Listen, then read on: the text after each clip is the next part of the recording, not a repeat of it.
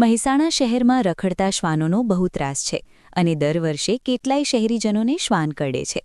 રખડતા શ્વાનોની મોટા પ્રમાણમાં ફરિયાદોના પગલે મહેસાણા મહાનગરપાલિકાએ શહેરીઓ અને સોસાયટીઓમાં રખડતા શ્વાનોને પકડવાની ઝુંબેશ શરૂ કરી છે.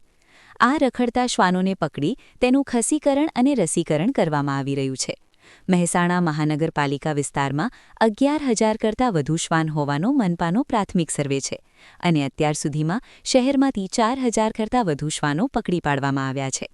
આમ હાલમાં મહેસાણા મહાનગરપાલિકાએ શહેરમાં રખડતા શ્વાન પકડવાની ઝુંબેશ પૂરજોશમાં શરૂ કરી દીધી છે અને જે શ્વાન આદમખોર જેવા હોય છે તેનું ખસીકરણ અને રસીકરણ કરવાની સાથે તેનું સ્થળાંતર કરી શહેરીજનોને શ્વાનના ત્રાસમાંથી મુક્તિ આપવાનું અભિયાન શરૂ કર્યું છે. મહાનગરપાલિકા દ્વારા એબીસી રૂલ્સ હેઠળ ડોગની એક એજન્સી રોકી ડોગને નિયમિતપણે વાહન પકડવા માટે જાય છે.